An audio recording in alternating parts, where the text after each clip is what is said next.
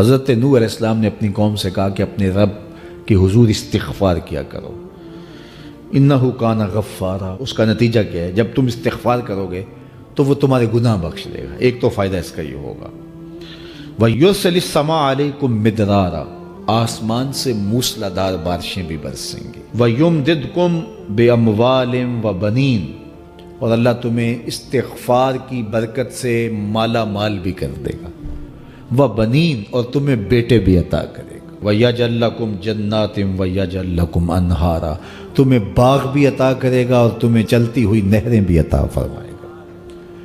آج میں سمجھتا ہوں کہ پاکستانی قوم کو اجتماعی استغفار کی ضرورت ہے۔ آپ کے دریاؤں کا پانی سوکھ گیا، استغفار کریں گے اللہ تعالیٰ ان کو پانیوں سے مالا مال کر دے گا، بارشیں ہوں گی، قحط سالیاں دور ہوں گی، بے اولادوں کو استغفار سے اولاد نصیب ہوگی، اور معیشت کی بہتری جو ہے وہ استغفار کے ذریعے سے ہوتی ہے۔ تو یہ 5 چیزیں بیان فرمائیں تو استغفار سے خوشحال زندگی کا تصور ابھرتا ہے۔ حضرت عمران کے ہاں اولاد نہیں تھی، ان کی زوجہ حضرت حنہ سلام اللہ علیہا، پیغمبروں کا خاندان ہے، پیغمبروں کی صحبت ہے، تو وہ بھی صبر شکر کر کے اللہ کی رضا پہ راضی تھی۔ گھر کے صحن کے اندر دوپہر کے وقت چارپائی بچھائے ایک درخت کے نیچے قیلولہ کرنے لگی تو ایک منظر دیکھا کہ درخت پر ایک چڑیا نے گھونسلہ ڈالا ہوا تھا اور اس نے بچے دیے ہوئے تھے۔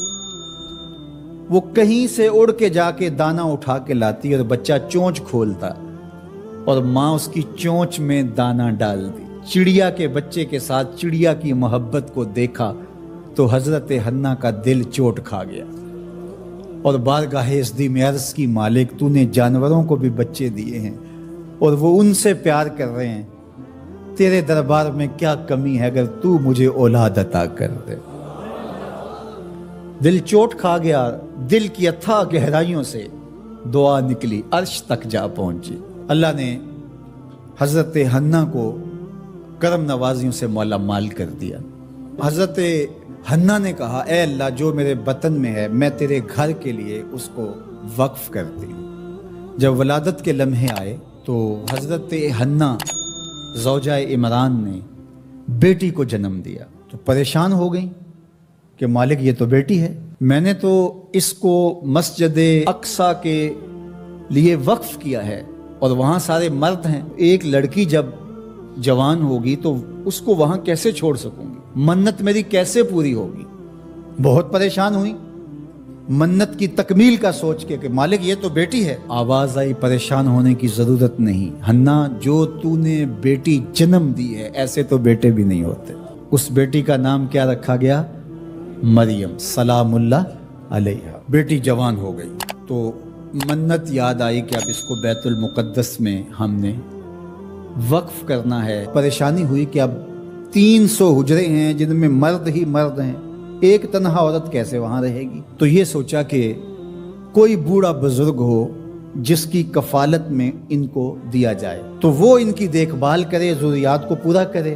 تو بہت سارے لوگ اس سعادت کے لیے تیار ہو گئے۔ پھر قرعہ ڈالا گیا، قرعہ فال نکلا حضرت زکریا علیہ السلام کے نام۔ اللہ کے جلیل القدر پیغمبر اور رشتے میں خالو بھی لگتے تھے، کہا یہ سعادت میرے ذمہ رہی، اور چونکہ ان کے ہاں بھی اولاد نہیں تھی انہیں کہا ٹھیک ہے ہم اسے بیٹی بنا کے اس کا خیال رکھیں گے۔ حضرت زکریا علیہ السلام نے ایک حجرہ مختص کیا حضرت مریم کے لیے اور ان کی ضروریات کو پورا کرتے، کھانا دیتے۔ جب کہیں جانا ہوتا تو حجرے کو باہر سے تالا لگا کے چلے جاتے، افطار کے وقت یا رات کو گئے ہیں تو سحری کے وقت پھر آ جاتے۔ ایک دن حضرت زکریا علیہ السلام تالا لگا کے کہیں گئے کام، واپس آتے ہوئے دیر ہو گئی اور افطار کے لمحے گزر گئے، بہت پریشان ہوئے تو خیر سامان لے کے تیزی سے پہنچے اور آ کے دروازہ کھولا، وجد عندہا رزقا، تو دیکھا بے موسم پھل پڑے ہوئے ہیں۔ حیرت تو یہ تھی کہ پھل ہیں، دروازہ مقفل ہے، باہر سے کوئی اندر نہیں جا سکتا، اندر سے کوئی باہر نہیں آ سکتا، پھل کیسے آئے؟ پہلی حیرت تو یہ، پھر پھل بھی بے موسم ہے۔ قالا یا مریم انا لک ھذا، اے مریم یہ کہاں سے آئے؟ قالت ہوا من عند اللہ، کہا یہ میرے اللہ کی طرف سے آئے، یہ مجھے میرے رب نے دیے ہیں۔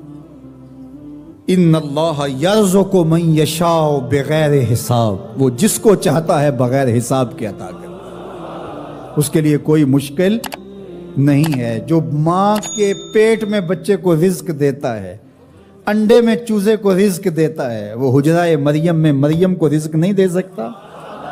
اب حضرت زکریا علیہ السلام کا ذکر آپ نے سنا کہ ان کے ہاں اولاد نہیں تھی، اور عمر کتنی ہو گئی تھی؟ 120 سال، اور آپ کی زوجہ کی عمر 100 سال ہوگی، تو اب تو امید بھی ختم ہو گئی اولاد کی۔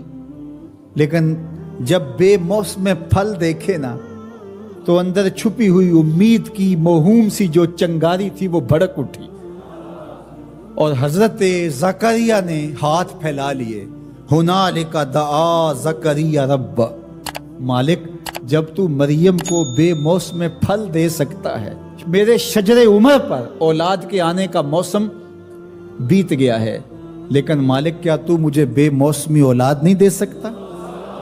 حضرت زکریا وہیں کھڑے ہو کے دعا مانگنے لگے۔ معلوم ہوا جہاں رحمتیں اترتی دکھائی دیں وہاں دعا مانگی جاتی۔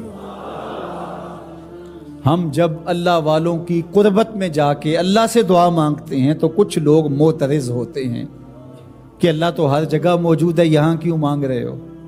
مسجد اقصی پاس ہے، لیکن حجرہ مریم میں اللہ کا پیغمبر دعا مانگ رہا ہے، وہاں رحمت آنکھوں سے اترتے ہوئے دیکھی۔ ان رحمت اللہ قریب من المحسنین، اللہ قرآن میں فرماتا ہے میری رحمت محسنین نیکوکاروں کے نیڑے ہوتی ہے، اس لیے ہم اللہ والوں کے قریب جا کے اللہ سے مانگتے ہیں، مالک تیری رحمتیں یہاں برس رہی۔ ہنالک دعا زکریا ربا، وہیں کھڑے ہو کے دعا مانگنا شروع کر دی، اللہ مجھے ستھری اولاد عطا کر دے۔ پھر کیا ہوا کہ کہا گیا یہاں دعا کیوں مانگ رہے ہو، میرے گھر میں آؤ۔ کہا گیا نبی ہو کے ولیہ کے حجرے میں دعا مانگ رہے ہو، تمہیں کچھ نہیں دیا جائے گا؟ نہیں، سنو قرآن سنو۔ فنادتہ الملائکہ، فرشتے آ کے پکار کرنے لگے۔ کب؟ وَهُوَ قَائِمٌ يُصَلِّي فِي الْمِحْرَابِ، وہ حجرے میں کھڑے ابھی دعائیں مانگ ہی رہے تھے، فرشتوں نے آ کے ندا دی کیا؟ ان اللہ یبشرک بیحییٰ، اے زکریا تمہیں مبارک ہو، ہم تمہیں یحییٰ عطا فرمائیں گے۔ اولاد مانگی ہے تو یحییٰ ملے گا، لیکن اکیلی اولاد نہیں مانگی، ذریۃً طیبہ، ستھری اولاد مانگی ہے، پاک اولاد مانگی ہے۔ تو مصدقاً بکلمۃ من اللہ وسیداً وحصوراً ونبیاً من الصالحین، جو بیٹا دینے والے ہیں وہ کلمت اللہ کی تصدیق کرنے والا ہوگا، سردار ہوگا، عورتوں سے الگ رہنے والا ہوگا، اور پیغمبر ہوگا۔